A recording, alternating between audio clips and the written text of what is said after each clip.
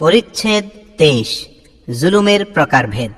হাদিস 31 হযরত আবুল ওয়ালিদ রাহমাতুল্লাহি আলাইহি এবং বিশর রাহমাতুল্লাহি আলাইহির সনদে আব্দুল্লাহ ইবনে মাসউদ রাদিয়াল্লাহু আনহু থেকে বর্ণিত, তিনি বলেন, মহান আল্লাহ রাব্বুল আলামিনের এ বাণী, الذين آمنوا ولم يلبسوا إيمانهم بظلم, অর্থাৎ যারা ঈমান এনেছে এবং তাদের ঈমানকে জুলুম দ্বারা কলুষিত করেনি।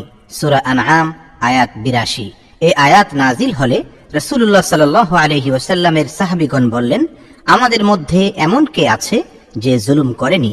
তখন আল্লাহ রাব্বুল আলামিন এই আয়াত নাজিল করেন, ইন্নাশ শিরকা লাযুলমুন আযীম, নিশ্চয়ই শিরক চরম জুলুম।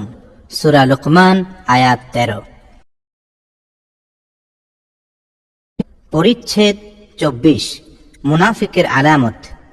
হাদিস 32 সুলাইমান আবুর রাবি রাহমাতুল্লাহি আলাইহির সনদে আবু হুরায়রা রাদিয়াল্লাহু আনহু থেকে বর্ণিত, রাসূলুল্লাহ সাল্লাল্লাহু আলাইহি ওয়াসাল্লাম ইরশাদ করেন, মুনাফিকের আলামত 3টি।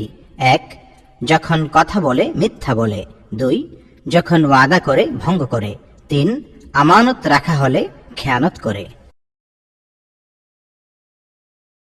হাদিস 33 কাবিসা ইবনে উকবা রাহমাতুল্লাহি আলাইহির সনদে আব্দুল্লাহ ইবনে আমর রাদিয়াল্লাহু আনহু থেকে বর্ণিত, রাসূল করিম সাল্লাল্লাহু আলাইহি ওয়াসাল্লাম বলেন, 4টি স্বভাব যার মধ্যে থাকে সে হবে খাঁটি মুনাফিক।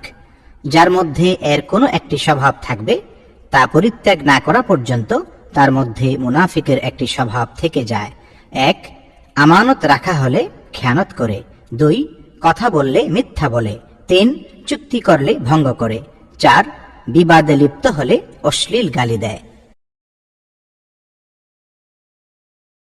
পরিচ্ছেদ 25 লাইলাতুল কদরে ইবাদতে রাত্রি জাগরণ ঈমানের অন্তর্ভুক্ত। হাদিস 34 আবুল ইয়ামান রাহমাতুল্লাহি আলাইহির সনদে আবু হুরায়রা রাদিয়াল্লাহু আনহু থেকে বর্ণিত, তিনি বলেন, রাসূলুল্লাহ সাল্লাল্লাহু আলাইহি ওয়াসাল্লাম ইরশাদ করেন, যে ব্যক্তি ঈমানের সাথে সওয়াবের আশায় লাইলাতুল কদরে ইবাদতে রাত্রি জাগরণ করবে তার অতীতের গুনাহ মাফ করে দেওয়া হবে। পরিচ্ছেদ 26 জিহাদ ঈমানের অন্তর্ভুক্ত। হাদিস 35 হযরত হারামি ইবনে হাফস রাহমাতুল্লাহি আলাইহির সনদে আবু যুরআ ইবনে আমর ইবনে জারীর রাহমাতুল্লাহি আলাইহি থেকে বর্ণিত, তিনি বলেন, আমি হযরত আবু হুরায়রা রাদিয়াল্লাহু আনহুকে রাসূলুল্লাহ সাল্লাল্লাহু আলাইহি ওয়াসাল্লাম থেকে বর্ণনা করতে শুনেছি যে তিনি ইরশাদ করেন, যে ব্যক্তি আল্লাহর রাস্তায় বের হয়, যদি সে শুধু আল্লাহর উপর ঈমান এবং তার রাসূলগণের প্রতি বিশ্বাসের কারণে বের হয়ে থাকে, তবে আল্লাহ তাআলা ঘোষণা দেন যে আমি তাকে ঘরে ফিরিয়ে আনব তার সওয়াব বা গনিমত সহ, কিংবা তাকে জান্নাতে দাখিল করব। আর আমার উম্মতের উপর কষ্টদায়ক হবে বলে যদি আমি মনে না করতাম, তবে কোন সেনাদলের সাথে না গিয়ে বসে থাকতাম না। আমি অবশ্যই এটা পছন্দ করি যে আল্লাহর রাস্তায় শহীদ হই, আবার জীবিত হই, আবার শহীদ হই, আবার জীবিত হই, আবার শহীদ হই। পরিচ্ছেদ 27 রমজানের রাতে নফল ইবাদত ঈমানের অঙ্গ। হাদিস 36 ইসমাঈল রাহমাতুল্লাহি আলাইহির সনদে আবু হুরায়রা রাদিয়াল্লাহু আনহু থেকে বর্ণিত, তিনি বলেন, রাসূলুল্লাহ সাল্লাল্লাহু আলাইহি ওয়াসাল্লাম ইরশাদ করেন, যে ব্যক্তি রমজানের রাতে ঈমান সহ সওয়াবের আশায় রাত জেগে ইবাদত করে তার পূর্বের গুনাহ মাফ করে দেওয়া হয়। পরিচ্ছেদ 28 সওয়াবের আশায় রমজানের সিয়াম পালন ঈমানের অঙ্গ।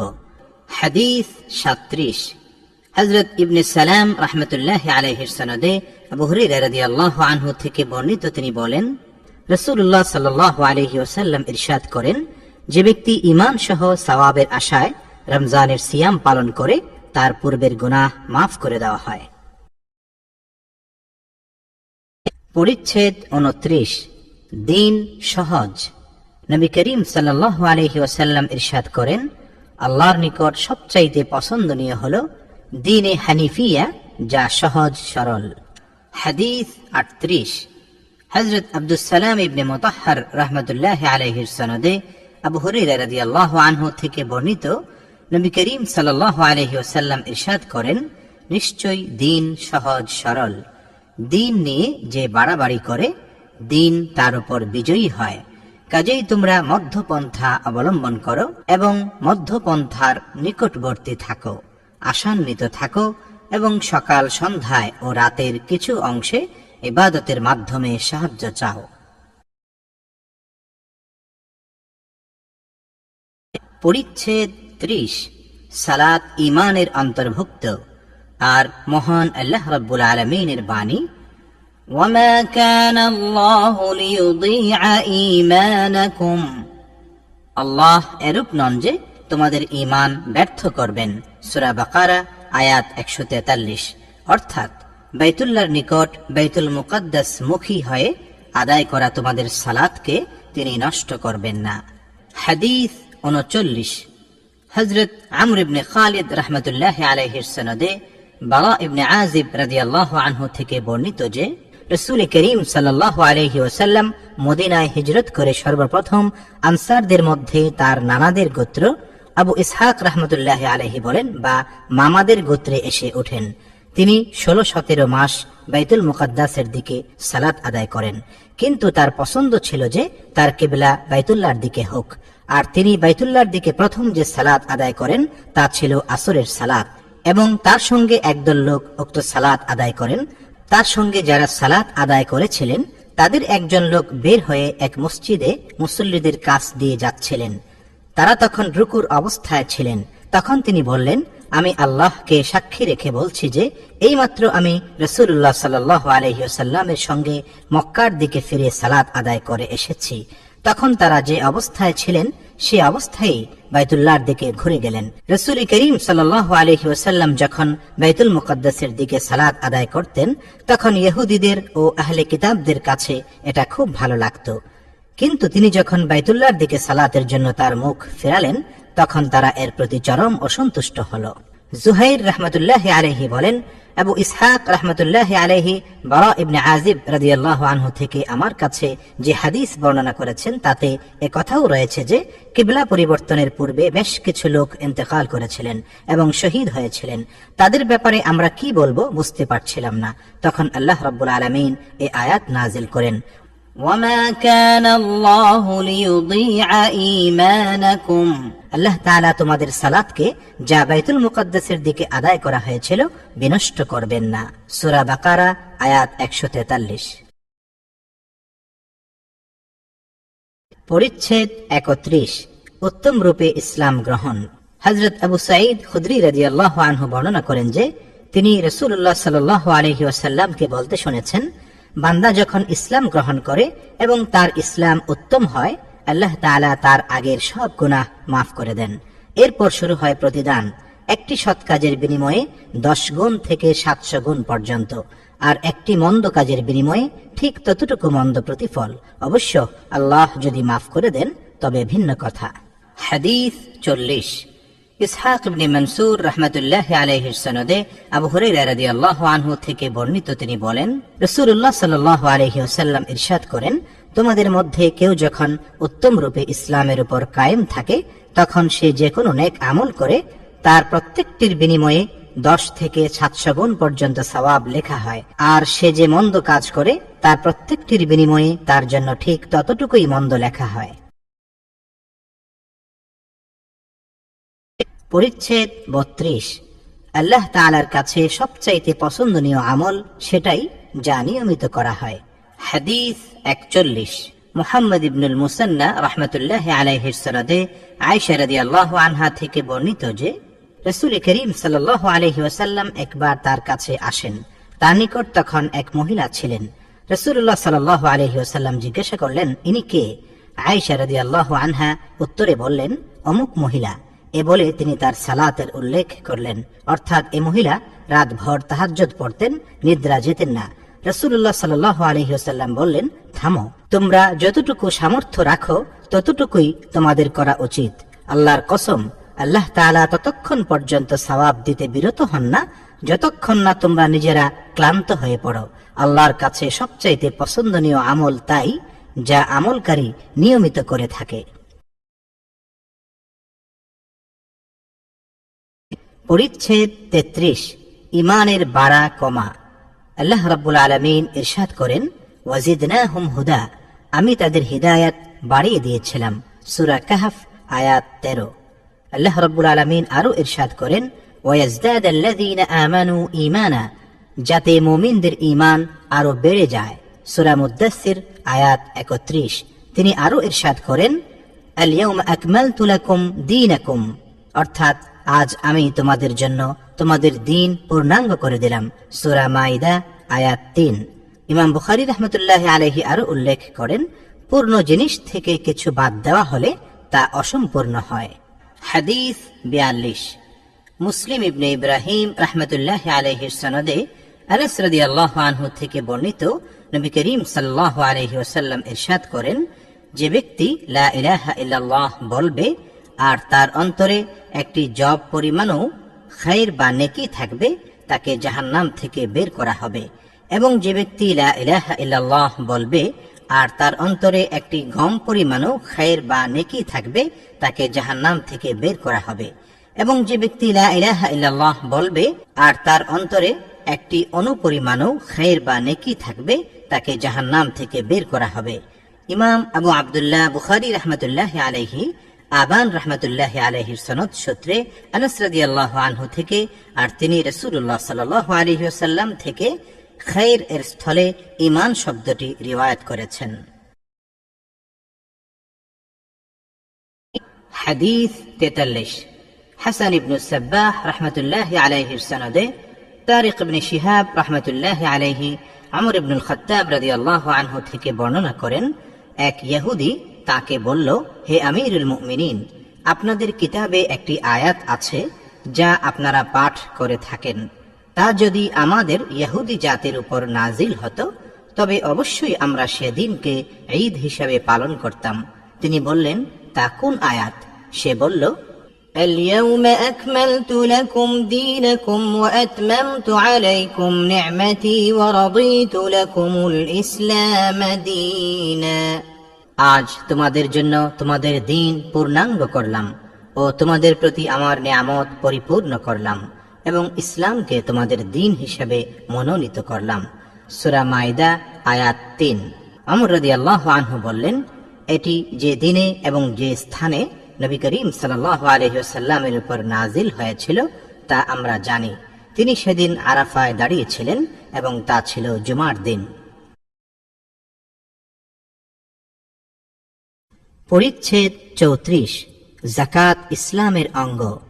মহান আল্লাহ রাব্বুল আলামিনের বাণী, ওয়ামা উমিরু ইল্লা লিয়া'বুদুল্লাহা মুখলিসিনা লাহুদ-দীন হুনাফা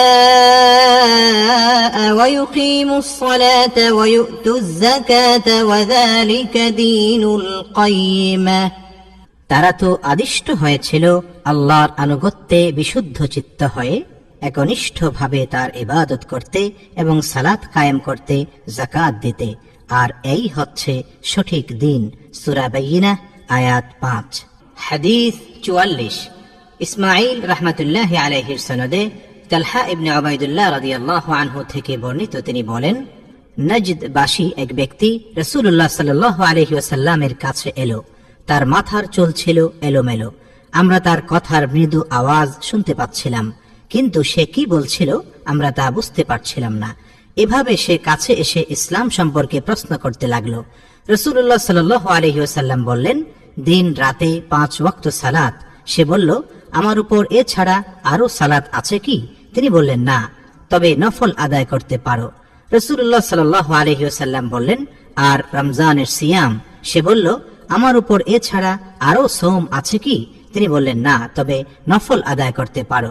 বর্ণনাকারী বলেন, রাসূলুল্লাহ সাল্লাল্লাহু আলাইহি ওয়াসাল্লাম তার কাছে যাকাতের কথা বললেন। সে বলল, আমার উপর এছাড়া আরো দেয় আছে কি? তিনি বললেন, না, তবে নফল হিসাবে দিতে পারো। বর্ণনাকারী বলেন, সে ব্যক্তি এই বলে চলে গেলেন, আল্লাহর কসম, আমি এর চেয়ে বেশিও করব না এবং কমও করব না। তখন রাসূলুল্লাহ সাল্লাল্লাহু আলাইহি ওয়াসাল্লাম বললেন, সে সফল কাম হবে যদি সত্য বলে থাকে। পরিচ্ছেদ 35 জানাজার অনুগমন ঈমানের অঙ্গ। হাদিস 45। আহমদ ইবনে আব্দুল্লাহ ইবনে আলী আল মনজুফি রাহমাতুল্লাহি আলাইহির সনদে হযরত আবু হুরায়রা রাদিয়াল্লাহু আনহু থেকে বর্ণিত যে রাসূলুল্লাহ সাল্লাল্লাহু আলাইহি ওয়াসাল্লাম ইরশাদ করেন, যে ব্যক্তি ঈমানের সাথে ও সওয়াবের আশায় কোন মুসলমানের জানাজার অনুগমন করে এবং তার সালাতে জানাজা আদায় ও দাফন সম্পন্ন হওয়া পর্যন্ত সাথে থাকে, সে 2 কিরাত সওয়াব নিয়ে ফিরবে। প্রতিটি কিরাত হলো উহুদ পর্বতের মতো। আর যে ব্যক্তি শুধু তার জানাজা আদায় করে তারপর দাফন সম্পন্ন হওয়ার আগেই চলে আসে, সে 1 কিরাত সওয়াব নিয়ে ফিরবে। পরিচ্ছেদ 36। অজ্ঞাতসারে মুমিনের আমল নষ্ট হওয়ার আশঙ্কা। ইব্রাহিম তাইমি রাহমাতুল্লাহি আলাইহি বলেন, আমার আমলের সাথে যখন আমার কথা তুলনা করি তখন আশঙ্কা হয় আমি না মিথ্যাবাদী হই। ইবনে আবু মুলাইকা রাহমাতুল্লাহি আলাইহি বলেন, আমি নবী করিম সাল্লাল্লাহু আলাইহি ওয়াসাল্লামের এমন 30 জন সাহাবীকে পেয়েছি যারা সবাই নিজেদের সম্পর্কে নিফাকের ভয় করতেন। তারা কেউ একথা বলতেন না যে তিনি জিবরাইল আলাইহিস সালাম ও মিকাইল আলাইহিস সালামের তুল্য ঈমানের অধিকারী। হাসান বসরি রাহমাতুল্লাহি আলাইহি থেকে বর্ণিত, নিফাকের ভয় মুমিনই করে থাকে আর কেবল মুনাফিকই তা থেকে নিশ্চিন্ত থাকে। এবং ইমাম বুখারী রাহমাতুল্লাহি আলাইহি এই পরিচ্ছেদে আরো একটি বিষয়ের অবতারণা করেছেন, তা হলো ওই সকল বিষয়ের বর্ণনা যা থেকে মুমিনদেরকে সতর্ক করা হয়েছে, যেমন পরস্পর লড়াই করা ও তাওবা ব্যতীত পাপাচারে লিপ্ত থাকা। কারণ মহান আল্লাহ তাআলা বলেন, ওয়ালাম ইউসিররু আলা মা ফাআলু ওয়া হুম ইয়ালামুন, এবং তারা অর্থাৎ মুত্তাকিরা যা করে ফেলে জেনে শুনে তার অর্থাৎ এসব গুনাহের পুনরাবৃত্তি করে না। সূরা আলে ইমরান আয়াত 135। হাদিস 46। মুহাম্মদ ইবনে আরআরা রাহমাতুল্লাহি আলাইহির সনদে জুবাইদ রাহমাতুল্লাহি আলাইহি থেকে বর্ণিত, তিনি বলেন, আমি আবু ওয়াইল রাহমাতুল্লাহি আলাইহিকে মুরজিয়া সম্পর্কে জিজ্ঞাসা করলাম। তিনি বললেন, আব্দুল্লাহ ইবনে মাসউদ রাদিয়াল্লাহু আনহু আমার কাছে বর্ণনা করেছেন যে নবী করিম সাল্লাল্লাহু আলাইহি ওয়াসাল্লাম ইরশাদ করেছেন, মুসলিমকে গালি দেওয়া ফাসিকি এবং তার সাথে লড়াই করা কুফরি। টিকা, মুরজিয়া একটি বাতিল ফিরকা যাদের মত হলো ভালো হোক বা মন্দ কোনো আমলের মূল্য নেই এবং ঈমান আনার পর কোনো গুনাহ ক্ষতিকর নয়। হাদিস 47। কুতাইবা ইবনে সাঈদ রাহমাতুল্লাহি আলাইহির সনদে উবাদা ইবনে সামিত রাদিয়াল্লাহু আনহু থেকে বর্ণিত যে রাসূলুল্লাহ সাল্লাল্লাহু আলাইহি ওয়াসাল্লাম লাইলাতুল কদর সম্পর্কে খবর দেওয়ার জন্য বের হলেন। তখন 2 জন মুসলমান পরস্পর বিবাদ করছিল। তিনি বললেন, আমি তোমাদের লাইলাতুল কদর সম্পর্কে খবর দেওয়ার জন্য বেরিয়েছিলাম, কিন্তু তখন অমুক অমুক ব্যক্তি বিবাদে লিপ্ত থাকায় তা অর্থাৎ নির্দিষ্ট তারিখ সম্পর্কিত জ্ঞান উঠিয়ে নেওয়া হয়েছে, আর হয়তোবা এটাই তোমাদের জন্য কল্যাণকর হবে। তোমরা তা অনুসন্ধান করো 27, 29 ও 25তম রাতে। পরিচ্ছেদ 37। জিবরাইল আলাইহিস সালাম কর্তৃক রাসূলুল্লাহ সাল্লাল্লাহু আলাইহি ওয়াসাল্লামের কাছে ঈমান, ইসলাম, ইহসান ও কিয়ামতের জ্ঞান সম্পর্কে প্রশ্ন আর তাকে দেওয়া রাসূলুল্লাহ সাল্লাল্লাহু আলাইহি ওয়াসাল্লামের উত্তর। তারপর তিনি বললেন, জিবরাইল আলাইহিস সালাম তোমাদের দ্বীন শিক্ষা দিতে এসেছিলেন। তিনি এসব বিষয়কে দ্বীন বলে আখ্যায়িত করেছেন। ঈমান সম্পর্কে আব্দুল কায়েস গোত্রের প্রতিনিধি দলকে রাসূলুল্লাহ সাল্লাল্লাহু আলাইহি ওয়াসাল্লাম যে বিবরণ দিয়েছেন এবং আল্লাহ তাআলা ইরশাদ করেছেন, وَمَن يَبْتَغِ غَيْرَ الْإِسْلَامِ دِينًا فَلَن يُقْبَلَ مِنْهُ, কেউ ইসলাম ব্যতীত অন্য কোনো দ্বীন গ্রহণ করতে চাইলে তা কখনো কবুল করা হবে না। সূরা আলে ইমরান আয়াত 85। হাদিস 48। মুসাদ্দাদ রাহমাতুল্লাহি আলাইহির সনদে আবু হুরায়রা রাদিয়াল্লাহু আনহু থেকে বর্ণিত, তিনি বলেন, একদিন রাসূলুল্লাহ সাল্লাল্লাহু আলাইহি ওয়াসাল্লাম জনসমক্ষে বসা ছিলেন।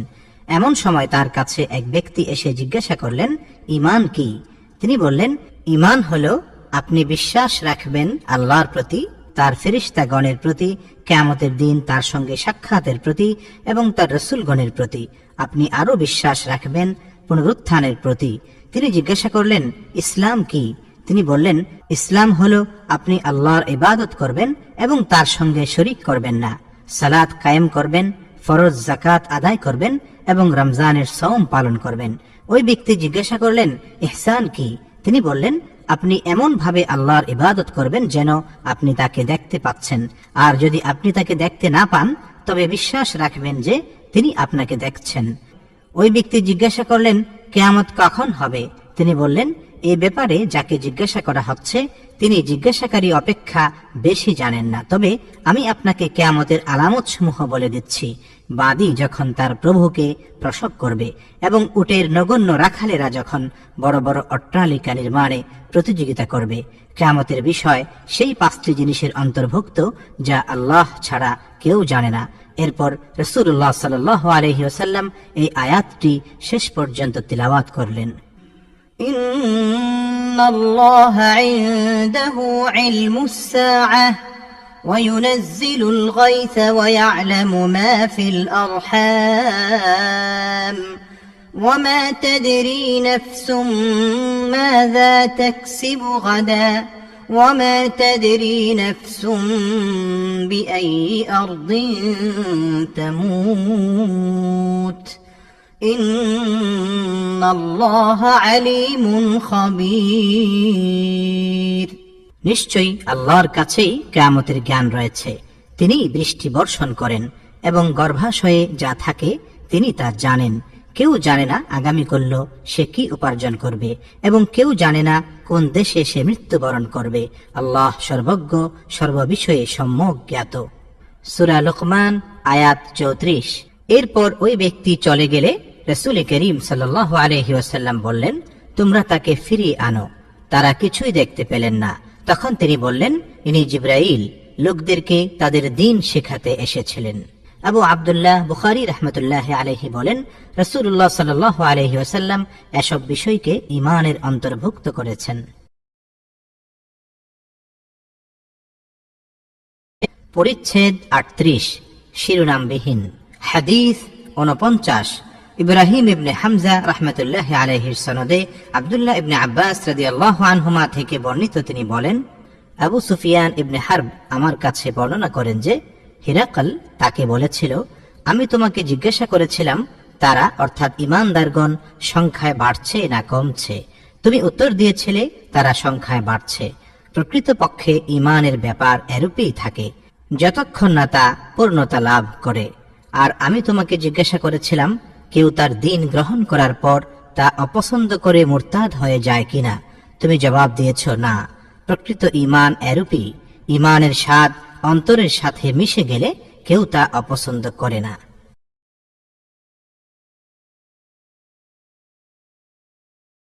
পরিচ্ছেদ 39, দ্বীন রক্ষাকারীর ফজিলত।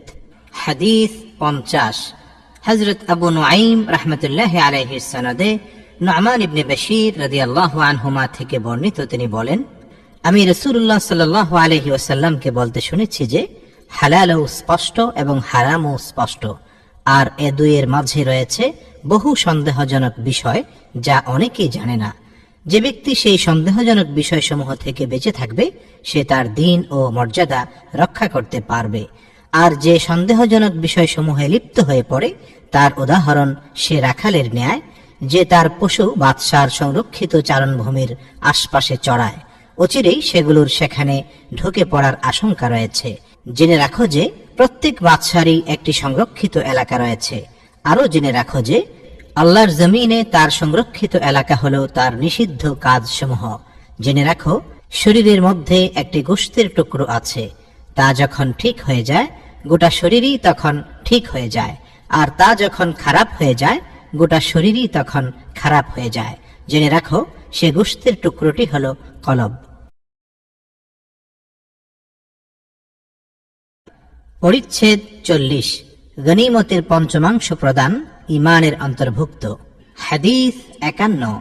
আলী ইবনুল জাদ রাহমাতুল্লাহি আলাইহির সনদে আবু জামরা রাহমাতুল্লাহি আলাইহি থেকে বর্ণিত, তিনি বলেন, আমি ইবনে আব্বাস রাদিয়াল্লাহু আনহুমার সঙ্গে বসতাম। তিনি আমাকে তার আসনে বসাতেন। একবার তিনি বললেন, তুমি আমার কাছে থেকে যাও, আমি তোমাকে আমার সম্পদ থেকে কিছু অংশ দেব। আমি 2 মাস তার সঙ্গে অবস্থান করলাম। তারপর একদিন তিনি বললেন, আব্দুল কাইস এর একটি প্রতিনিধি দল রাসূলুল্লাহ সাল্লাল্লাহু আলাইহি ওয়াসাল্লামের কাছে আসলে তিনি জিজ্ঞাসা করলেন, তোমরা কোন কওমের? অথবা বললেন, কোন প্রতিনিধি দলের? তারা বলল, রবিআ গোত্রের। তিনি বললেন, মারহাবা সেই গোত্র বা সেই প্রতিনিধি দলের প্রতি যারা লাঞ্ছিত ও লজ্জিত না হয়েই এসেছে।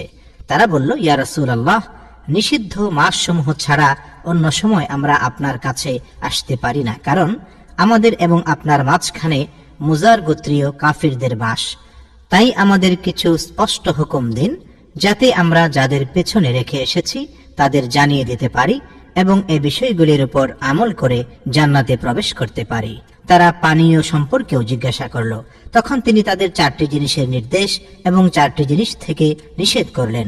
তাদের এক আল্লাহর প্রতি ঈমান আনার আদেশ দিয়ে বললেন, এক আল্লাহর প্রতি ঈমান আনা কিভাবে হয় তা কি তোমরা জানো?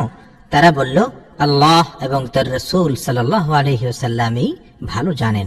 তিনি বললেন, তা হলো এ সাক্ষ্য দেওয়া যে আল্লাহ ছাড়া ইলাহ নেই এবং মুহাম্মদ সাল্লাল্লাহু আলাইহি ওয়াসাল্লাম আল্লাহর রাসূল, এবং সালাত কায়েম করা, যাকাত দেওয়া, রমজানের সিয়াম পালন করা, আর তোমরা গনিমতের মাল থেকে 1/5 প্রদান করবে। তিনি তাদেরকে 4টি জিনিস থেকে নিষেধ করলেন। তা হলো সবুজ কলসি, শুকনো লাউয়ের খোল, খেজুর গাছের গুঁড়ি থেকে তৈরিকৃত পাত্র এবং আলকাতরার পালিশকৃত পাত্র। উল্লেখ্য যে এই পাত্রগুলিতে সে সময় মদ প্রস্তুত করা হতো, যে কারণে এসব থেকে নিষেধ করা হয়েছিল।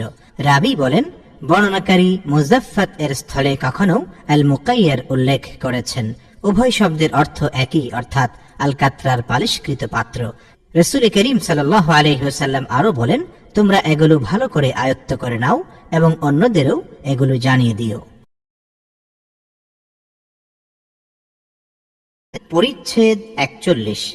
আমলের ফলাফল নিয়ত ও সওয়াবের আশা অনুযায়ী। প্রত্যেক মানুষের প্রাপ্য তার নিয়ত অনুযায়ী।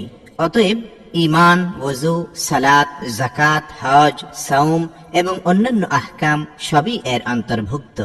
আল্লাহ তাআলা ইরশাদ করেন, কুল কুল্লু ইয়া'মালু আলা শাকিলাতিহি, বলুন প্রত্যেকেই নিজ প্রকৃতি অনুযায়ী কাজ করে থাকে। সূরা বনী ইসরাঈল আয়াত 84। শাকিলাতিহি অর্থাৎ নিয়ত অনুযায়ী।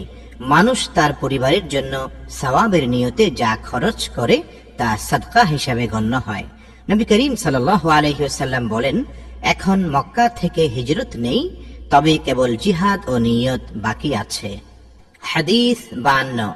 আব্দুল্লাহ ইবনে মাসলামা রাহমাতুল্লাহি আলাইহির সনদে ওমর রাদিয়াল্লাহু আনহু থেকে বর্ণিত, রাসূলুল্লাহ সাল্লাল্লাহু আলাইহি ওয়াসাল্লাম বলেন, কাজ নিয়তের সাথে সম্পর্কিত এবং প্রত্যেক মানুষের প্রাপ্য তার নিয়ত অনুযায়ী।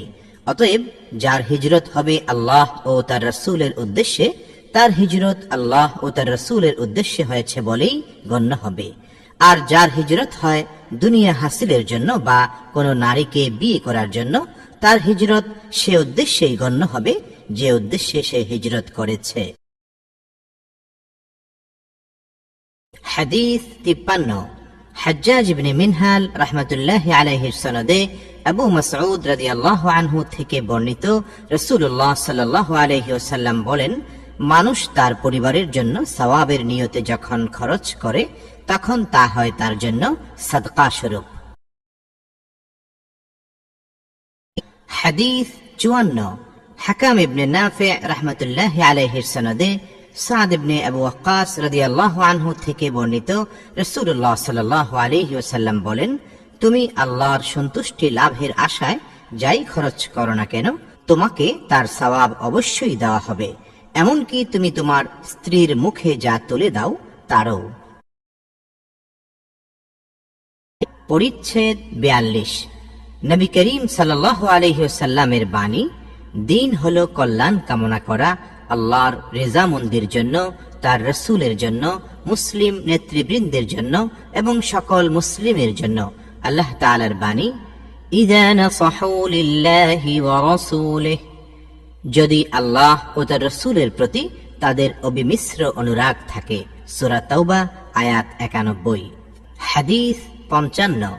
মুসাদ্দাদ রাহমাতুল্লাহি আলাইহির সনদে জারীর ইবনে আব্দুল্লাহ আল বাজালি রাদিয়াল্লাহু আনহু থেকে বর্ণিত, তিনি বলেন, আমি রাসূলুল্লাহ সাল্লাল্লাহু আলাইহি ওয়াসাল্লামের হাতে বায়াত গ্রহণ করেছি সালাত কায়েম করার, যাকাত দেওয়ার এবং সকল মুসলিমের কল্যাণ কামনা করার। হাদিস 56। আবু নু'মান রাহমাতুল্লাহি আলাইহির সনদে জিয়াদ ইবনে ইলাকা রাহমাতুল্লাহি আলাইহি থেকে বর্ণিত, তিনি বলেন, বিখ্যাত সাহাবী মুগীরা ইবনে শু'বা রাদিয়াল্লাহু আনহু, যিনি কুফার আমির ছিলেন, যেদিন ইন্তেকাল করেন সেদিন আমি জারীর ইবনে আব্দুল্লাহ রাদিয়াল্লাহু আনহুর কাছ থেকে শুনেছি, তিনি মিম্বরে দাঁড়িয়ে আল্লাহর হামদ সানা বর্ণনা করে বললেন, তোমরা ভয় করো এক আল্লাহকে যার কোনো শরীক নাই, এবং নতুন কোনো আমির না আসা পর্যন্ত শান্তি শৃঙ্খলা বজায় রাখো, অনতি বিলম্বে তোমাদের আমির আসবেন। এরপর জারীর ইবনে আব্দুল্লাহ রাদিয়াল্লাহু আনহু বললেন, তোমাদের আমিরের জন্য মাগফিরাত কামনা করো, কেননা তিনি ক্ষমা করা ভালোবাসতেন। তারপর বললেন, একবার আমি রাসূলুল্লাহ সাল্লাল্লাহু আলাইহি ওয়াসাল্লামের কাছে এসে বললাম, আমি আপনার কাছে ইসলামের বায়াত গ্রহণ করতে চাই। তিনি অন্যান্য বিষয়ের সাথে আমার উপর এ শর্ত আরোপ করলেন, আর সকল মুসলমানের কল্যাণ কামনা করবে। তারপর আমি তার কাছে এই শর্তের উপর বায়াত গ্রহণ করলাম, এ মসজিদের রবের কসম, আমি তোমাদের কল্যাণকামী। এরপর তিনি আল্লাহর কাছে মাগফিরাত কামনা করলেন এবং মিম্বর থেকে নেমে গেলেন।